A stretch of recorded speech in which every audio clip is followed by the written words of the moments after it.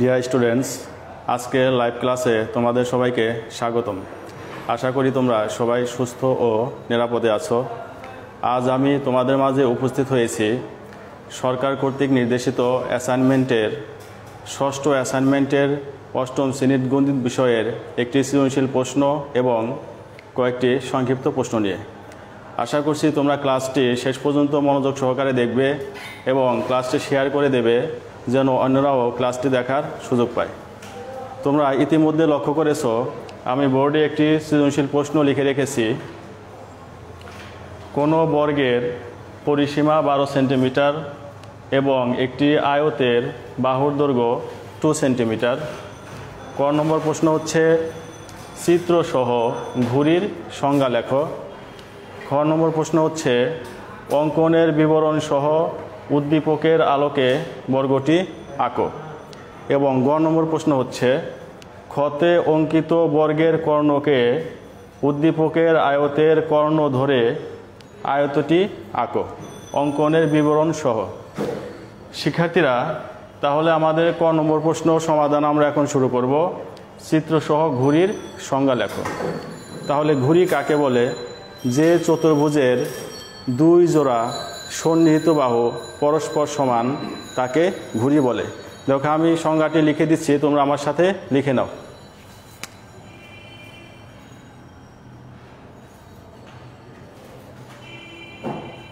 লেখো ঘুড়ি।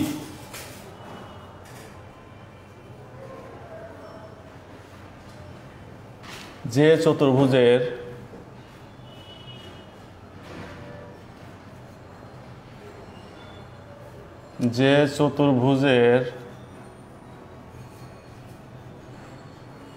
দুই জোড়া বাহু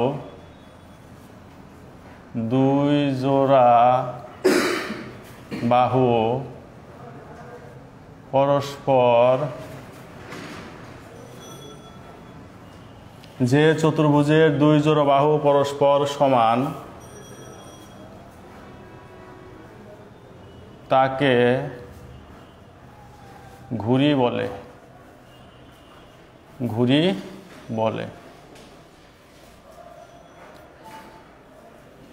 তাহলে ঘুড়ি কাকে বলে?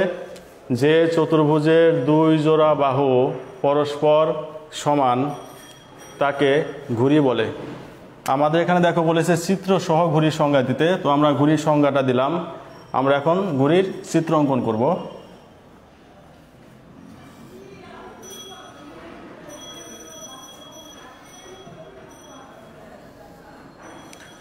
শিক্ষার্থীরা খেয়াল করো তোমরা, এই বাহু এবং এই বাহু পরস্পর সমান, এই বাহুটুকু আর এই বাহুটুকু পরস্পর সমান এবং এই বাহু আর এই বাহু পরস্পর সমান। তাহলে এখানে কিন্তু একটি কথা আছে যে দুই জোড়া সন্নিহিত বাহু পরস্পর সমান। তো আমাদের কিন্তু সন্নিহিত বাহুকে সেটা বুঝতে হবে। যদি দুইটি বাহু একই বিন্দুতে মিলিত হয় তাহলে সেই দুইটি বাহুকে আমরা বলতে পারবো সন্নিহিত বাহু। তোমরা খেয়াল করো, এই বাহু এবং এই বাহু কিন্তু পরস্পর সমান, উপরে এই দুইটি বাহু, এই বাহু এবং এই বাহু দেখো একই বিন্দুতে মিলিত হয়েছে, তাহলে এই দুইটি বাহুকে সন্নিহিত বাহু বলা যাবে।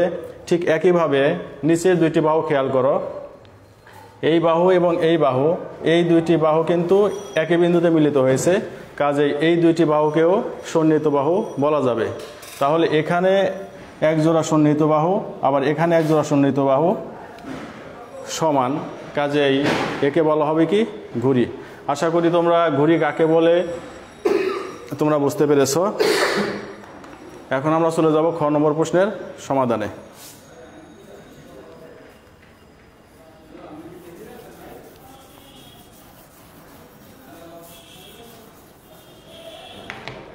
দেখো আমাদের খ নম্বর প্রশ্নে কি বলেছে? অঙ্কনের বিবরণ সহ উদ্দীপকের আলোকে বর্গটি আঁকো। তাহলে আমাদের উদ্দীপকে কী দেওয়া আছে?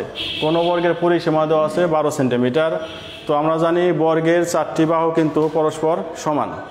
যেহেতু বর্গের পরিসীমা দেওয়া আছে 12 সেন্টিমিটার, কাজেই বর্গ যদি আমি অঙ্কন করতে চাই তাহলে কিন্তু আমার বর্গের একটি বাহুর দৈর্ঘ্য লাগবে। তাহলে পরিসীমাকে যদি আমরা সমান 4 ভাগে ভাগ করি তাহলে প্রত্যেক ভাগকে বলা হবে কি? বর্গের বাহুর দৈর্ঘ্য। তাহলে দেখো, মনে করি কোনো বর্গের পরিসীমা এটা হচ্ছে বিশেষ নির্বাচন।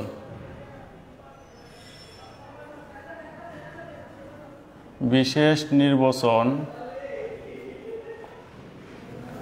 মনে করি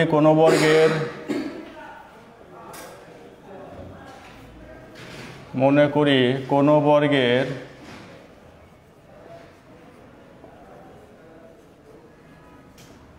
পরিসীমা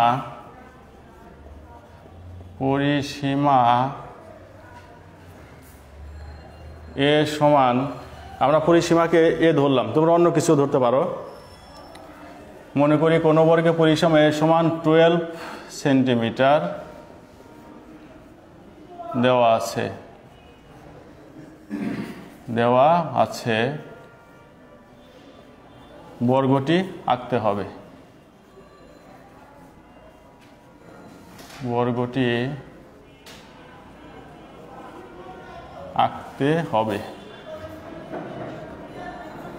তাহলে আমাদের প্রথম কাজ হবে কি, আমাদের যে পরিসীমা দেওয়া আছে 12 সেন্টিমিটার, সেই 12 সেন্টিমিটারকে আমরা সমান 4 ভাগে ভাগ করব।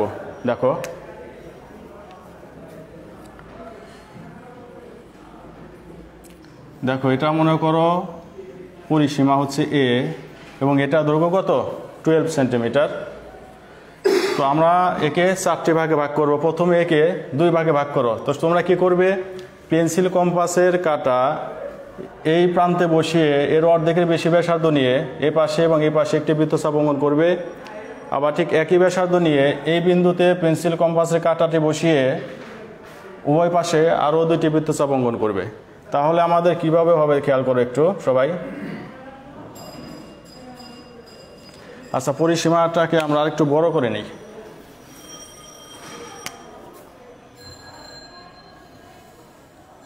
দেখো এটা মনে করো এ 12 সেন্টিমিটার।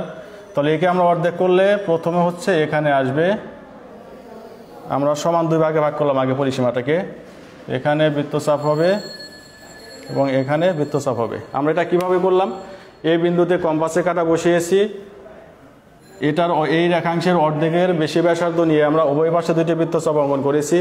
আবার ঠিক একইভাবে পেন্সিল কম্পাসের কাঁটা এখানে এই বিন্দুতে বসিয়ে একই ব্যাসার্ধ নিয়ে আমরা উভয় পাশে আরও 2টি বৃত্তচাপ অঙ্কন করেছি। এতে এই রেখাংশটি 12 সেন্টিমিটার যে রেখাংশ ছিল আমার, সেটি অর্ধেক হয়ে গেল। তাহলে আমি আবার এই রেখাংশটিকে অর্ধেক করি, আমাকে 4 ভাগ করতে হবে। ঠিক একইভাবে আমরা এখান থেকে এই পর্যন্ত অর্ধেক করব। তাহলে পেন্সিল কম্পাসের কাঁটা এখানে বসাবে, এখানে বসে এটাকে অর্ধেক করো ঠিক একইভাবে।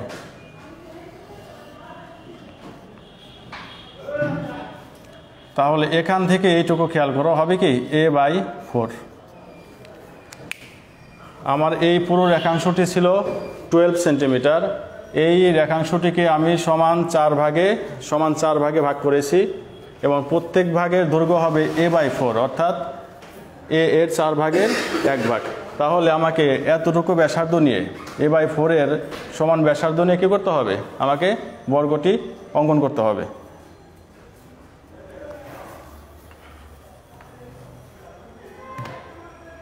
তো বর্গ অঙ্কনের জন্য আমরা প্রথমে কি করব খেয়াল করো।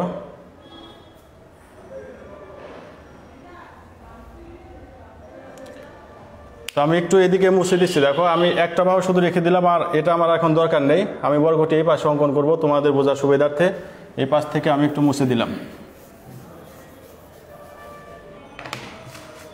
আমরা যে কোনো একটি রেখাংশ নেব।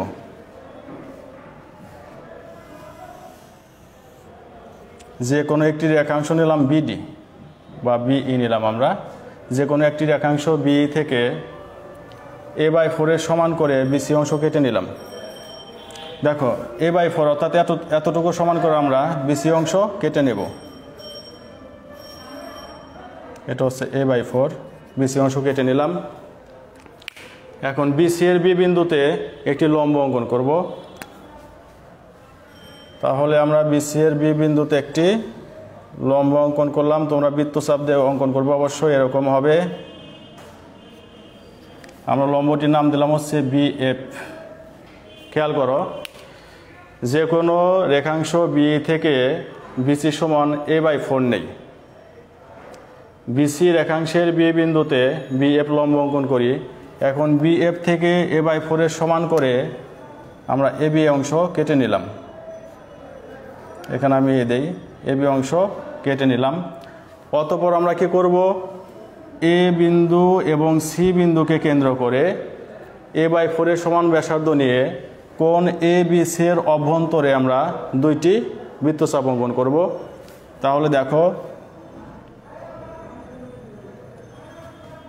তাহলে একে কেন্দ্র করে এভাবে একটা বৃত্তচাপ অঙ্কন করলাম, সিকে কেন্দ্র করে এভাবে একটা বৃত্তচাপ অঙ্কন করলাম, এরা পরস্পর ডি বিন্দুতে ছেদ করলো।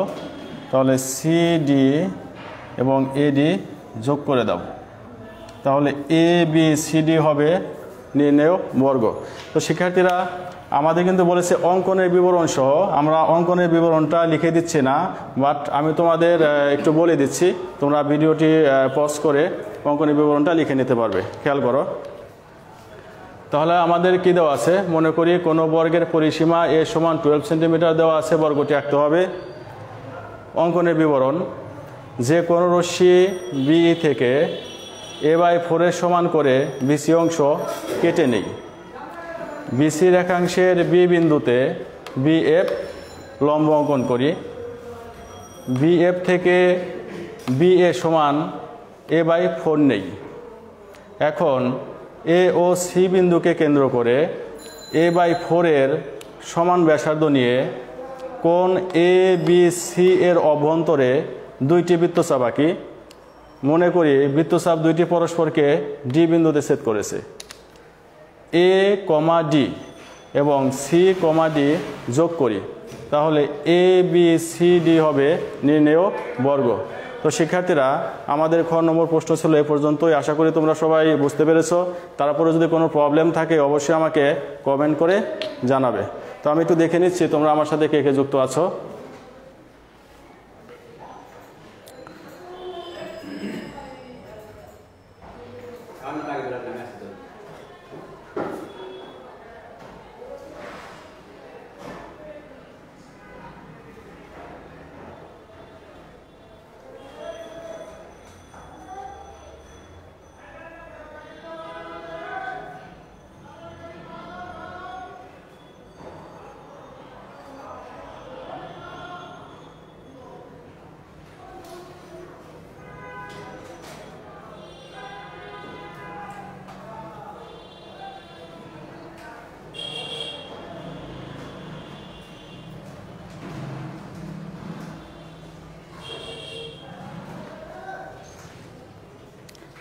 ঠিক আছে, আশা করছি তোমরা খ নম্বর প্রশ্নের সমাধান বুঝতে পেরেছো। এখন আমরা চলে যাব গ নম্বর প্রশ্নের সমাধানে। দেখো, গ নম্বর প্রশ্নে কি বলেছে, ক্ষতে অঙ্কিত বর্গের কর্ণকে উদ্দীপকের আয়তের কর্ণ ধরে আয়তটি আঁকো। অর্থাৎ দেখো, এখানে আমাদের আয়তের কিন্তু বাহুর দৈর্ঘ্য দেওয়া আছে 2 সেন্টিমিটার এবং একটি কর্ণের দৈর্ঘ্য দেওয়া আছে। কর্ণের দৈর্ঘ্যটা আমরা কোথা থেকে পাবো, ক্ষতে যে আমরা বর্গটি অঙ্কন করলাম সেই বর্গের কর্ণকে ধরতে হবে আমাদের আয়তের কর্ণ। তাহলে আমরা একটু লিখে নেই।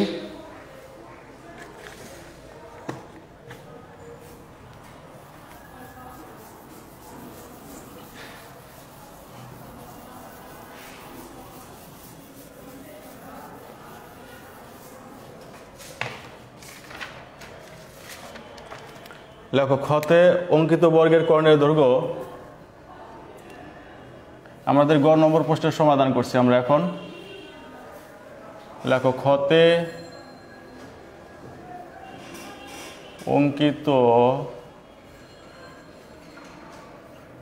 অঙ্কিত বর্গের কর্ণের দৈর্ঘ্য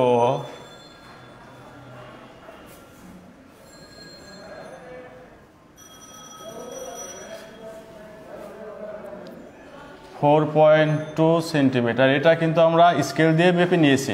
ঠিক আছে, আমরা খ নম্বরে যে বর্গটি অঙ্কন করেছিলাম সেই বর্গটির কর্ণের দৈর্ঘ্য আমরা স্কেল দিয়ে মেপে নিয়েছি। কত হয়েছে, 4.2 সেন্টিমিটার। তাহলে আমরা যে আয়তটি এখন অঙ্কন করব সেই আয়তের বাহুর দৈর্ঘ্য হবে 2 সেন্টিমিটার এবং কর্ণের দৈর্ঘ্য কত হবে, 4.2 সেন্টিমিটার। তাহলে আমরা লিখি, মনে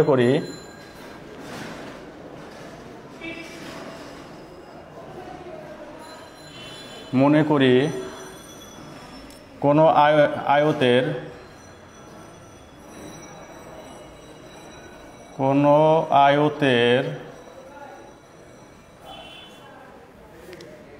বাহুর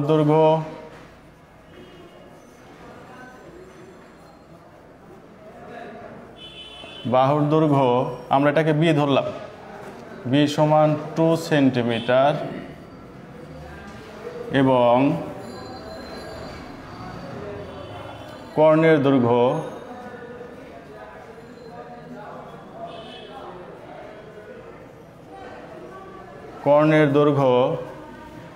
এটাকে আমরা ই ধরলাম, ই সমান 4.2 সেন্টিমিটার। আয়তটি আঁকতে হবে,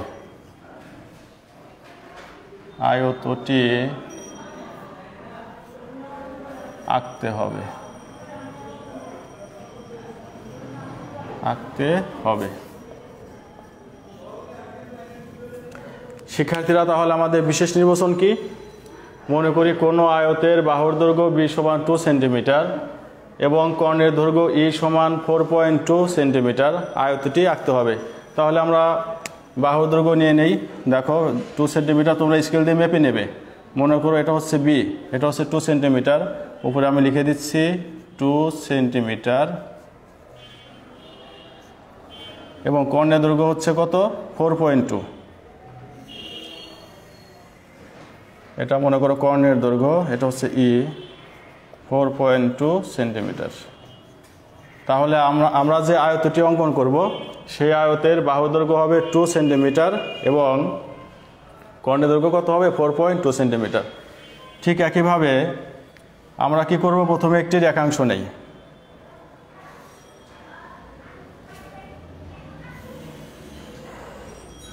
যে কোনো একটি রেখাংশ নিলাম হচ্ছে বিই। দেখো যে কোনো রশ্মি বি থেকে বি এর সমান করে বিসি অংশ কেটে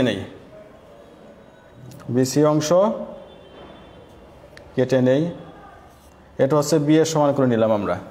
যে কোনো রশ্মি বি থেকে বি এর সমান করে বিসি অংশ কেটে নেই। বি বিন্দুতে একটি লম্ব অঙ্কন করি, এটা হচ্ছে বিএফ। বি বিন্দুতে আমরা কি বিএফ লম্ব অঙ্কন করলাম, অর্থাৎ বিএফ লম্ব বিসি অঙ্কন করলাম। এখন সি বিন্দুকে কেন্দ্র করে দেখো লম্বের অবশ্যই বৃত্তচাপ দিতে হবে, তোমরা এরকম করে বৃত্তচাপ দেবে। তাহলে বি বিন্দুতে বিএফ লম্ব অঙ্কন করি। এখন সি বিন্দুকে কেন্দ্র করে ই এর সমান ব্যাসার্ধ নিয়ে, খেয়াল করো তোমরা পেন্সিল ই এর মাপ নিয়ে, ই এর সমান রেখাংশ নিয়ে বা ব্যাসার্ধ নিয়ে তোমরা সি বিন্দুতে পেন্সিল কম্পাসের কাঁটা বসিয়ে এই বিএফ এর উপর একটি বৃত্তচাপ অঙ্কন করবে। তাহলে আমরা সি বিন্দুকে কেন্দ্র করে কি করব? ই এর সমান ব্যাসার্ধ নিয়ে বিএফ এর উপর একটি বৃত্তচাপ অঙ্কন করলাম। এটা হচ্ছে এই বৃত্তচাপটি বিএফকে এই বিন্দুতে ছেদ করলো। এখন এই বিন্দুকে কেন্দ্র করে বি এর সমান ব্যাসার্ধ নিয়ে কোণ এবিসি এর অভ্যন্তরে একটি বৃত্তচাপ অঙ্কন করবে, এরকম হবে বৃত্তচাপটি। এবং বি বিন্দুকে কেন্দ্র করে ই এর সমান ব্যাসার্ধ নিয়ে আরও একটি বৃত্তচাপ অঙ্কন করবে, এরকম হবে। তাহলে মনে করো বৃত্তচাপ দুইটি পরস্পরকে ডি বিন্দুতে ছেদ করলো। তাহলে এ কমা ডি এবং ডি কমা সি যোগ করে দাও। তাহলে এ বি সি ডি হবে আমাদের উদ্দিষ্ট আয়ত এবং এর কর্ণ হবে কি? এ সি, এটা হবে একটা কর্ণ, আবার বিডি এটা হবে আরেকটি কর্ণ। তাহলে এটাও ই, এটাও ই। তো শিক্ষার্থীরা অঙ্কনের বিবরণ আমি লিখে দেব না, আমি তোমাদেরকে একটু বলে দিচ্ছি কিভাবে অঙ্কন করবে এবং তোমরা অঙ্কনের বিবরণটি লিখে নেবে ভিডিওটি পজ করে। খেয়াল করো, মনে করি কোনো আয়তের বাহুর দৈর্ঘ্য বি সমান 2 সেন্টিমিটার এবং কর্ণের দৈর্ঘ্য ই সমান 4.2 সেন্টিমিটার দেওয়া আছে। আয়তটি আঁকতে হবে। অঙ্কনের বিবরণ: যে কোনো রশ্মি বিই থেকে বি এর সমান করে বিসি অংশ কেটে নেই। বিসি রেখাংশের বি বিন্দুতে বিএফ লম্ব আঁকি। এখন সি বিন্দুকে কেন্দ্র করে ই এর সমান ব্যাসার্ধ নিয়ে বিএফ এর উপর একটি বৃত্তচাপ অঙ্কন করি। মনে করি বৃত্তচাপটি বিএফকে এ বিন্দুতে ছেদ করে। এখন এ কে কেন্দ্র করে বি এর সমান ব্যাসার্ধ নিয়ে কোণ এ বি সি এর অভ্যন্তরে একটি বৃত্তচাপ আঁকি। আবার বি কে কেন্দ্র করে ই এর সমান ব্যাসার্ধ নিয়ে কোণ এ বি সি এর অভ্যন্তরে আরও একটি বৃত্তচাপ আঁকি। মনে করি বৃত্তচাপ দুইটি পরস্পরকে ডি বিন্দুতে ছেদ করেছে। এ কমা ডি এবং ডি কমা সি যোগ করি, তাহলে এ বি সি ডি উদ্দিষ্ট আয়ত। তো শিক্ষার্থীরা তোমরা এখানে যে জিনিসটি ভুল করো সেটা হচ্ছে এ ডি যোগ করি। আমি একটু তোমাদের দেখাই দিচ্ছি কিভাবে লিখবে। এ কমা ডি এভাবে লিখবে, এ কমা ডি যোগ করি।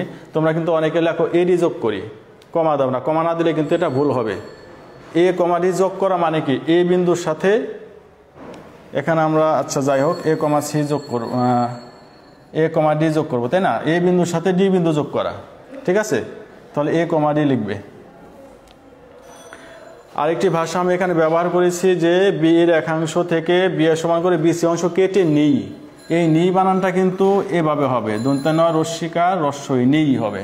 তোমরা কিন্তু নেই লিখবে না, নেই মানে নাই, আর নি মানে হচ্ছে কি লওয়া, এটা হচ্ছে কি লওয়া।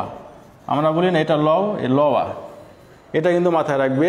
নেই না কেটে, নেই না কেটে নেই, দন্ত্য রস্যিকার রস্যই, ঠিক আছে? তো এই ছিল আমাদের গ নম্বর প্রশ্নের সমাধান। আশা করি তোমরা সবাই বুঝতে পেরেছো। না বুঝলে অবশ্যই আমাকে কমেন্ট করে জানাবে, যেন আমি তোমাদের খুব বিষয়টি আরও সহজভাবে বুঝিয়ে দিতে পারি। শিক্ষার্থীরা তোমরা জানো আমি আজকে একটি সৃজনশীল প্রশ্নের সাথে সাথে কিছু সংক্ষিপ্ত প্রশ্ন নিয়ে আলোচনা করব। তো এখন আমরা চলে যাচ্ছি কিছু সংক্ষিপ্ত প্রশ্ন নিয়ে। দেখো এটা মুছে দিচ্ছি।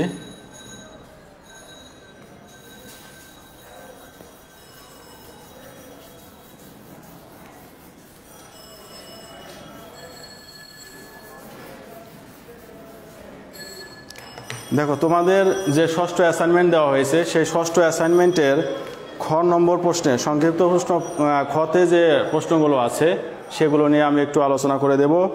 তোমাদের প্রথম প্রশ্ন হচ্ছে আয়ত এবং আয়তক্ষেত্রের মধ্যে পার্থক্য কোথায়? খেয়াল করো, আয়ত এবং আয়তক্ষেত্রের মধ্যে পার্থক্যটা কোথায়? যে সামান্তরিকের একটি কোণ সমকোণ তাকে বলে আয়ত, এবং ওই আয়ত দ্বারা সীমাবদ্ধ ক্ষেত্রকে বলা হবে আয়তক্ষেত্র। অর্থাৎ আয়ত দ্বারা বোঝানো হবে একটি চিত্র মাত্র, বাট আয়তক্ষেত্র দ্বারা বোঝানো হবে ওই আয়ত দ্বারা যে ক্ষেত্রটুকু বা যে স্থানটুকু আবদ্ধ হয়েছে সেই জায়গাটুকুকে। কাজে তোমরা অবশ্যই বুঝতে পারছো যে সামান্তরিকের একটি কোণ সমকোণ তাকে বলা হবে আয়ত, আর ওই আয়ত দ্বারা সীমাবদ্ধ ক্ষেত্রকে বলা হবে আয়তক্ষেত্র। আমাদের খ নম্বর প্রশ্ন হচ্ছে ট্রাপিজিয়ামের ক্ষেত্রফল নির্ণয়ের সূত্রটি লেখো। ট্রাপিজিয়ামের ক্ষেত্রফল নির্ণয়ের সূত্র, তো আমরা ট্রাপিজিয়াম সম্পর্কে এর আগেও পড়ে এসেছি, এবং তোমাদের ক্লাস এইটেও ট্রাপিজিয়াম সম্পর্কিত তোমরা যখন এই পিথাগোরাস উপপাদ্য করেছো তখনও এটা ব্যবহার করেছো। ট্রাপিজিয়ামের ক্ষেত্রফলের সূত্র আমি এটা তোমাদের একটু লিখে দিয়েছি। ট্রাপিজিয়ামের ক্ষেত্রফল লেখো। ট্রাপিজিয়ামের ক্ষেত্রফল সমান, এটা হচ্ছে সংক্ষিপ্ত প্রশ্ন খ। সংক্ষিপ্ত প্রশ্ন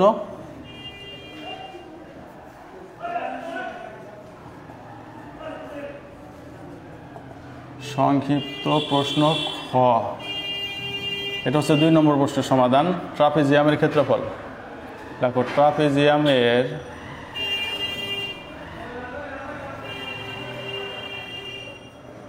ক্ষেত্রফল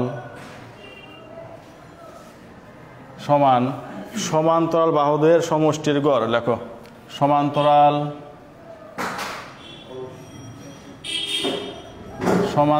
বাহুদ্বয়ের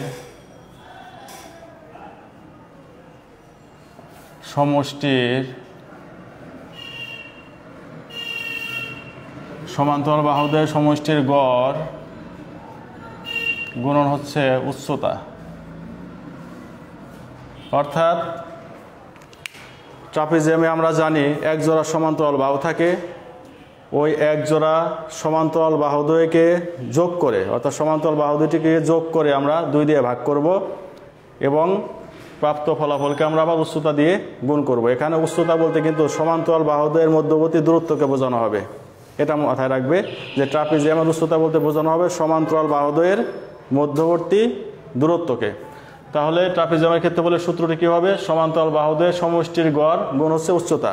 তো তোমরা যদি এভাবে লেখো যে ট্রাপিজিয়ামের ক্ষেত্রফল সমান হাফ গুণন সমান্তরাল বাহুদ্বয়ের যোগফল গুণন তাদের উচ্চতা বা তাদের মধ্যবর্তী উচ্চতা, তাহলে কিন্তু হবে, সবভাবে লেখা যায়। তোমাদের 3 নম্বর প্রশ্নটাকে খেয়াল করো। 3 নম্বর প্রশ্ন, তো যেগুলো থিওরিটিক্যাল প্রশ্ন আছে সেগুলো আমি একটু মুখে বলে দিচ্ছি, তোমরা লিখে নেবে, আর যেগুলো একটু গাণিতিক টার্ম আছে সেগুলো আমি করে দিচ্ছি। দেখো আমাদের 3 নম্বর প্রশ্ন হচ্ছে ঘনক আর ঘনবস্তুর মধ্যে পার্থক্য কোথায়? তো তোমরা কিন্তু ঘনক এবং ঘনবস্তু এই দুইটি বস্তু সম্পর্কে তোমরা অবগত আছো যে ঘনবস্তু বর্গাকার, আয়তাকার বা অন্যান্য আকারেরও হতে পারে, কিন্তু ঘনক সর্বদাই বর্গাকার হয়। কি বলেছি আমি?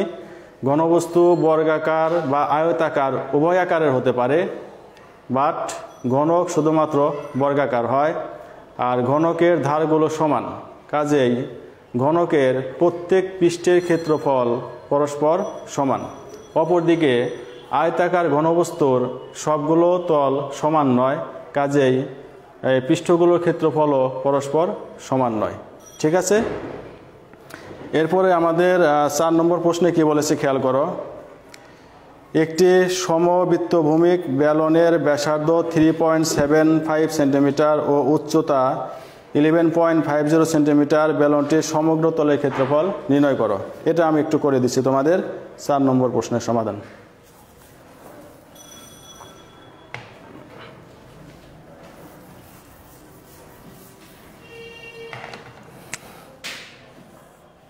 চার নম্বর, তাহলে আমাদের কী কী দেওয়া আছে দেখো। লেখো দেওয়া আছে সমবৃত্তভূমিক বেলনের ব্যাসার্ধ দেওয়া আছে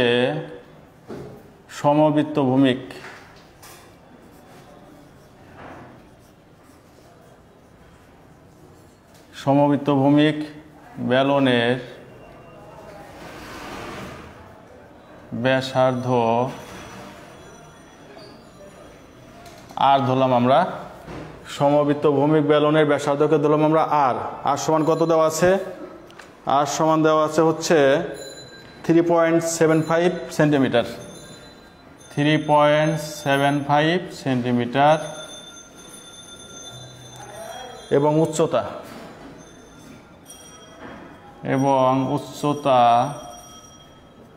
হচ্ছে এইচ, এটা সমান দেওয়া আছে কত? 11.50 সেন্টিমিটার। তো শিক্ষার্থীরা সমবৃত্তভূমিক বেলনের ব্যাসার্ধ দেওয়া আছে 3.75 সেন্টিমিটার এবং উচ্চতা হচ্ছে 11.50 সেন্টিমিটার। এর সমগ্র তলের ক্ষেত্রফল চেয়েছে, অর্থাৎ বেলনের মধ্যে যতগুলো তল বিদ্যমান সবগুলো তলের ক্ষেত্রফল চেয়েছে। তাহলে লেখো, সুতরাং বেলনটির সমগ্র তলের ক্ষেত্রফল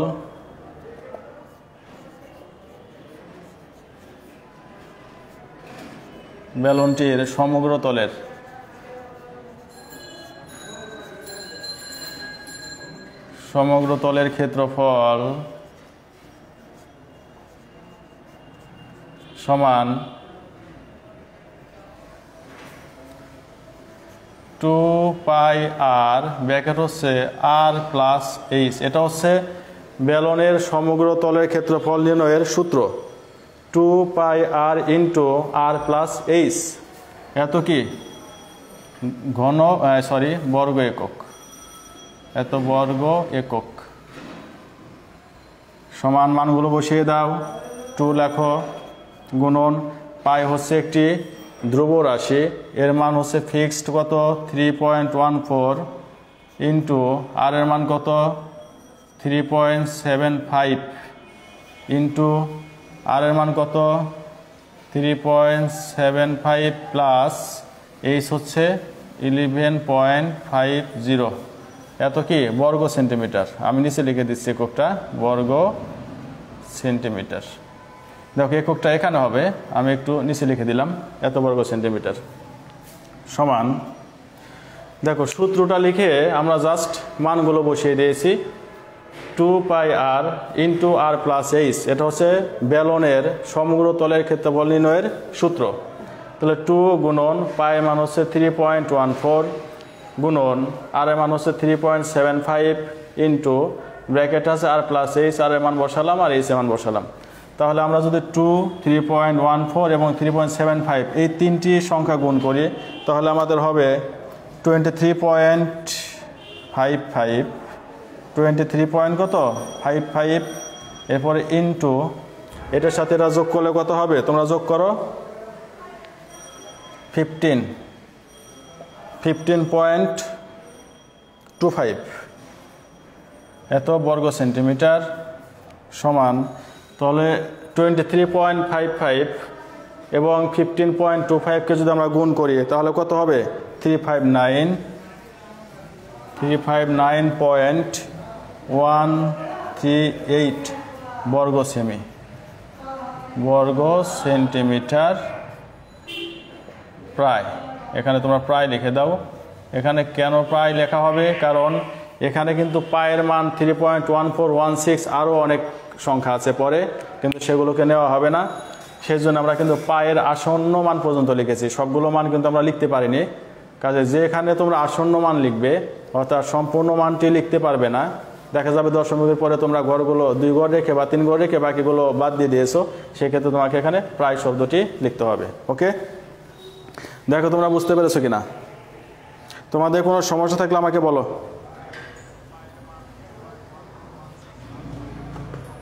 তাহলে এই ছিল আমাদের খ নম্বর প্রশ্নের সমাধান। আমরা এখন চলে যাব 4 নম্বর প্রশ্নের সমাধান। এখন আমরা চলে যাব 5 নম্বর প্রশ্নের সমাধানে। দেখো 5 নম্বর প্রশ্নতে কি বলেছে, একটি চতুর্ভুজ আঁকতে কমপক্ষে কয়টি অনন্য নিরপেক্ষ উপাত্তের প্রয়োজন হবে? শিক্ষার্থীরা, আমরা ক্লাসে পড়িয়েছি তোমাদের একটি চতুর্ভুজ যদি আমরা অঙ্কন করতে চাই তাহলে আমাদের 5টি অনন্য উপাত্ত লাগবে। কয়টি? 5টি। তো তোমরা প্রশ্নের সাথে মিল রেখে লিখে দেবে যে একটি চতুর্ভুজ আঁকতে কমপক্ষে 5টি অনন্য নিরপেক্ষ উপাত্তের প্রয়োজন। এটা আমি লিখে দিলাম না। এরপরে 6 নম্বর প্রশ্ন কি, যে কোনো সরল রেখা একটি বৃত্তকে সর্বাধিক কয়টি বিন্দুতে ছেদ করতে পারবে? তো যে কোনো সরল রেখা একটি বৃত্তকে সর্বাধিক 2টি বিন্দুতে ছেদ করতে পারবে। যেমন মনে করো, সেটা আমি মুছে দিচ্ছি।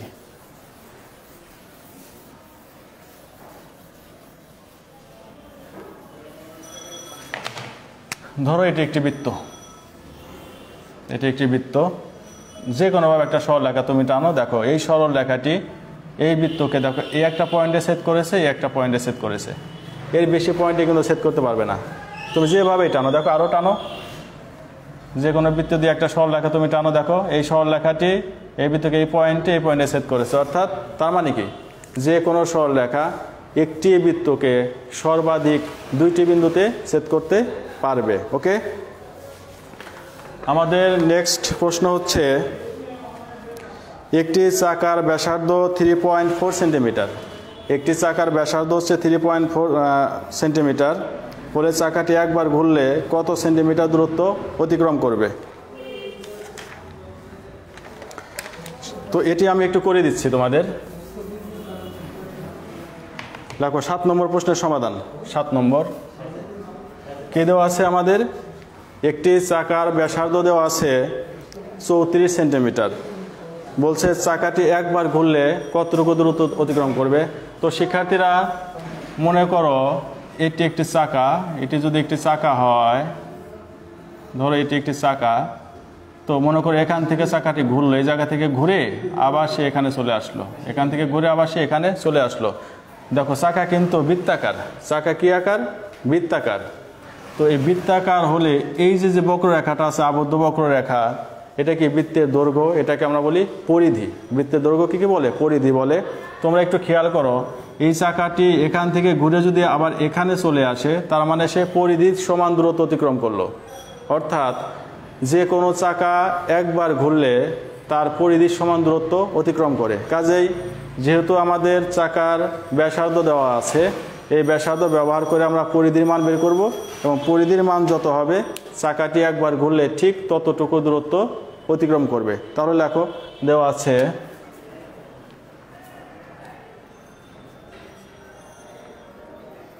আছে চাকার ব্যাসার্ধ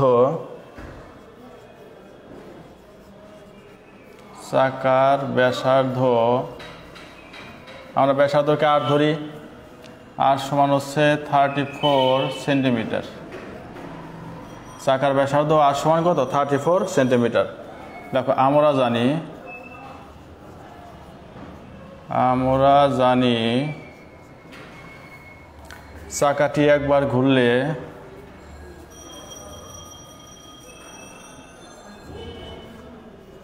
চাকাটি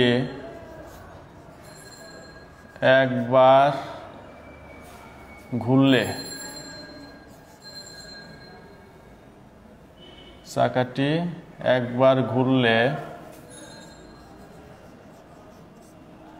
তার পরিধির সমান দূরত্ব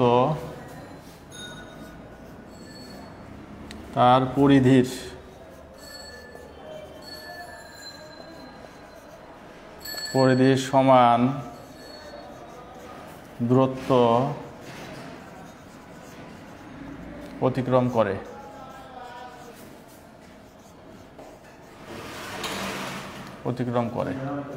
শিক্ষার্থীরা, এটা আমরা জানি যে চাকাটি একবার ঘুরলে, যে কোনো চাকা যদি একবার ঘুরে তাহলে সে তার পরিধির সমান দূরত্ব অতিক্রম করে।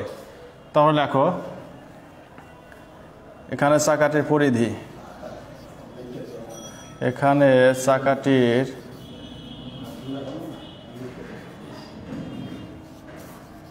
পরিধি, সমান হচ্ছে, পরিধি নির্ণয়ের সূত্রটি আমরা সবাই জানি, 2 পাই আর। এত একক লিখতে পারো এখানে, এত একক সমান 2 গুণন পায়ের মান হচ্ছে 3.14 ইন্টু, আর চাকার ব্যাসার্ধ কত? চাকার ব্যাসার্ধ হচ্ছে 34। লেখো 34, এখানে লেখো সেন্টিমিটার, সমান। দেখো, এই তিনটি সংখ্যা যদি আমরা গুণ করি আমাদের গুণফল হবে কত? 213.52 সেন্টিমিটার। এখানে প্রায় লিখে দাও। আচ্ছা, এখানে এত সেন্টিমিটার, ঠিক আছে। তাহলে চাকাটির পরিধি কত? 213.52 সেন্টিমিটার প্রায়, অর্থাৎ চাকাটি যদি একবার ঘুরে তাহলে এত সেন্টিমিটার দূরত্ব অতিক্রম করবে। তাহলে সুতরাং চাকাটি একবার ঘুরলে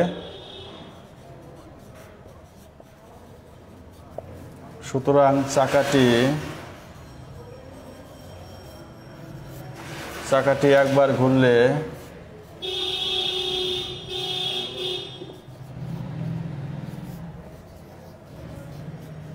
চাকাটি একবার ঘুরলে 213.52 সেন্টিমিটার দূরত্ব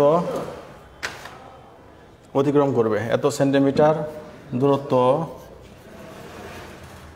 অতিক্রম করবে। শিক্ষার্থীরা, এটাই ছিল আমাদের ক্ষয়ে যে সংক্ষিপ্ত প্রশ্নগুলো ছিল তার সর্বশেষ প্রশ্ন, অর্থাৎ 7 নম্বর প্রশ্নের সমাধান, যে চাকাটি একবার ঘুরলে কতটুকু দূরত্ব অতিক্রম করবে। তাহলে আমরা কি পেলাম? চাকাটি একবার ঘুরলে 213.52 সেন্টিমিটার দূরত্ব অতিক্রম করবে। তো আজকের আলোচনা ছিল আমাদের এই পর্যন্তই। আশা করি তোমরা সবাই বুঝতে পেরেছ। তো দেখা হবে আমাদের আগামী ক্লাসে। সেই পর্যন্ত তোমরা সবাই সুস্থ থাকো, নিরাপদে থাকো, ঘরে থাকো এবং স্বাস্থ্যবিধি মেনে চলো। ধন্যবাদ সবাইকে।